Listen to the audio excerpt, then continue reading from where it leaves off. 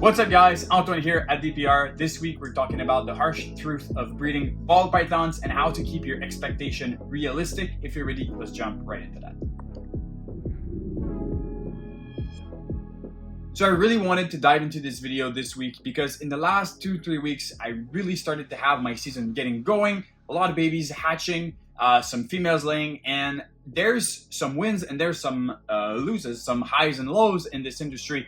And the expectations, especially for newcomers, are often through the roof. And what I mean by that is people come in, they have a pairing, and they start pairing their animals. They're like, oh yeah, I'm gonna hit this DG Hypo Clown, chocolate, no problem, there you go. And then I'm gonna have a male, I'm gonna breed it to all those females, and I'm gonna be working that Hypo Dark Knight, DG, whatever.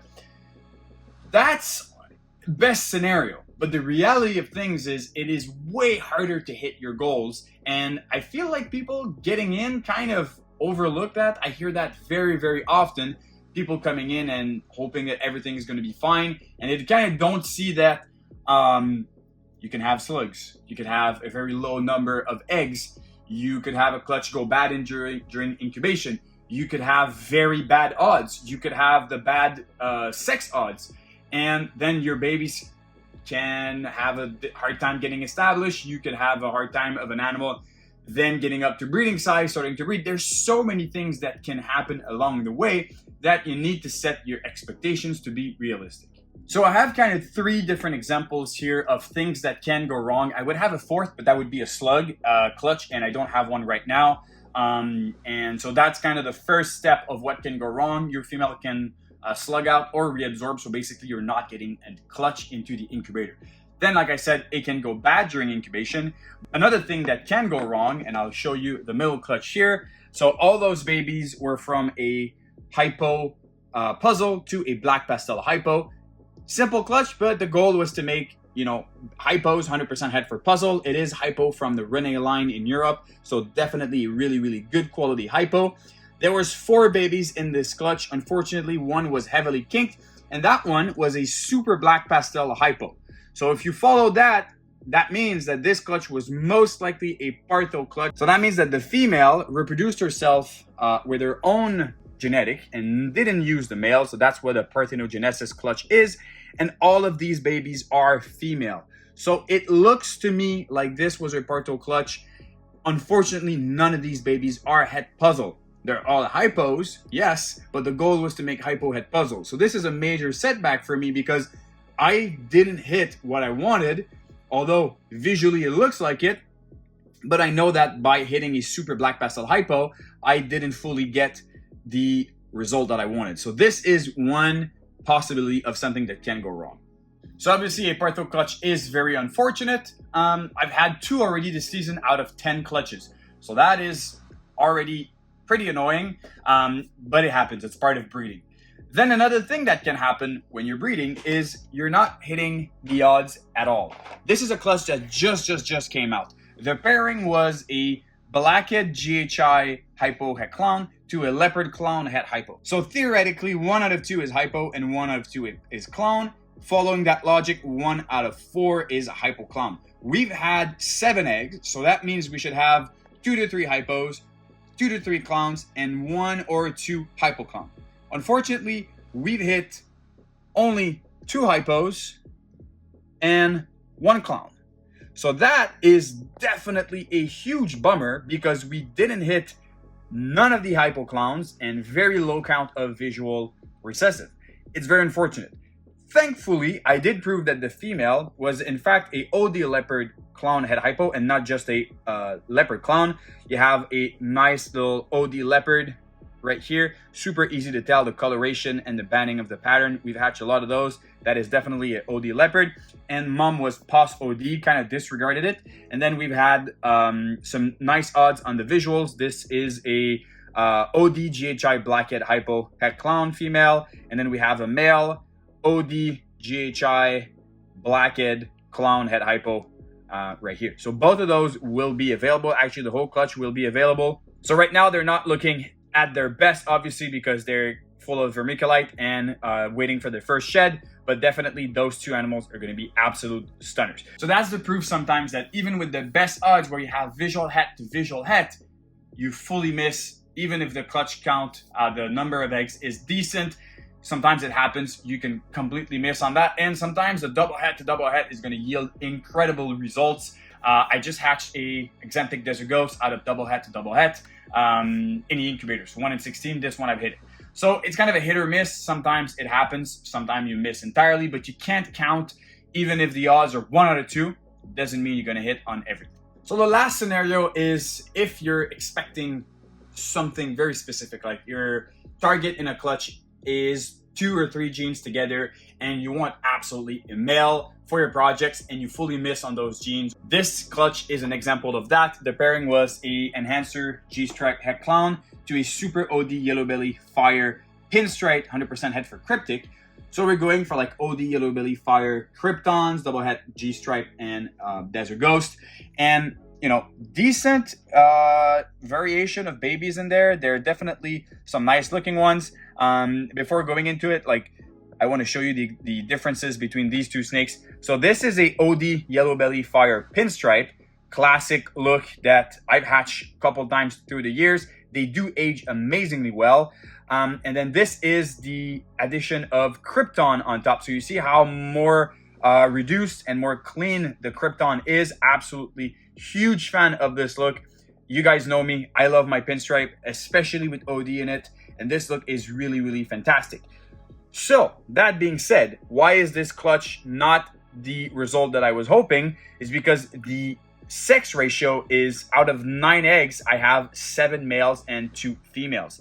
So this is very unfortunate because my goal, obviously, with a gene like, I think I've talked about this before in the YouTube channel, but genes like Pinstripe, Banana, Champagne, Bamboo, like they're very strong genes.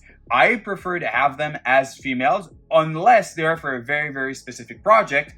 But that being said, I kind of prefer to have them as females. So this animal would have been a crazy female to hold back, a OD Yellow Belly Fire Pinstripe Krypton double het G-Stripe Desert Ghost. That have been a crazy female. Unfortunately, it's a male. This is a male. These two are males. Then I've hit one without pinstripe, a OD Fire Krypton, double het G-Stripe Desert Ghost, also a male. And, you know, I think the only females are the OD Pin and one of the OD Fires, but they're not visual Kryptons. They're 66% het Cryptic or Clown and double het G-Stripe and Desert Ghost. So unfortunately in this clutch, you know, you kind of always want to breed. My strategy is always try to breed for at least a holdback or something that goes along the line of advancing my projects, giving me a few steps ahead towards my goal and where I want to go. If I'm not holding anything back and I miss completely on the odds or the sex ratio, it's unfortunate. Those clutches don't push you further down the line. So that goes to show, and it's also a harsh truth when you have, you know, 10 clutches coming out at the same time and you miss after missing, after missing, after missing. So that's part of the industry. That's part of breeding ball pythons, and that's the odds. It's like card openings. If you open a pack of cards and you completely miss on the whole pack that you're getting, the whole box that you're getting, it happens. It's part of this industry. It's part of the hobby. At the end of the day, what really shines and brings a silver lining to this whole story is the fact that when you hit big. I'll give you a very good example. So 2023, I purchased 4 females and 2 males out of 514 Reptiles Khalil in Canada. As he was getting out of the industry, I bought some double het Desert Ghost paint, 50% het for clown. 4 females, 2 males. I shed tested for clown when that was available. So I bought them before the shed test was a thing in the industry. 1 female out of 4 proved out to be het clown. Very unfortunate. They all were kind of breeding size when I got them. They were like 1,200 to 1,300 grams. And the first year, so 2024, 2 of them started building and none of them went. Unfortunately, I took a complete year off on that project because none of the females decided to go. I unfortunately lost one of the 2 males, which was a pastel triple het that proved out to be a clown. Ended up only having 1 very, very bad breeder. I ended up making 1 Enchi Leopard triple het to use on those females. And this year, seems like I'll have 3 out of 4. 1 female reabsorbed, 1 gave a clutch already, and the other 2 are due by the end of July. So it looks like I will have some decent shots at Desert Ghost Paint, Pawsec Clown, and even 1 for the Desert Ghost Paint Clown. That's the first part. Now I have 1 clutch of 10 eggs in the incubator, 1 in 16. So basically 50% chance of making it, 50% chances of not hitting it. Then I have the Desert Ghost Paint Clown, 1 in 64. No idea how many eggs I'm going to have. This is a very long shot. And I have another one with a pastel double het DG paint. So theoretically, I could be, even if I have 3 clutches and they're big females, so that clutch count should be high, I could be missing on the DG paint, let alone the DG Paint Clown, entirely this season. I have no idea. We're going to see later in the season if I manage to hit it or not. But the reality is, it's not because you have a clutch that it's set in stone. You're going to get it. You're going to have a male. It's going to prove het clown and it's going to breed and do fine. The whole thing is, it's not because you get into a project, you buy the animals, that it's set in stone that the next year you're going to have it, you're going to breed, everything's going to be successful. The reality is, they are living animals.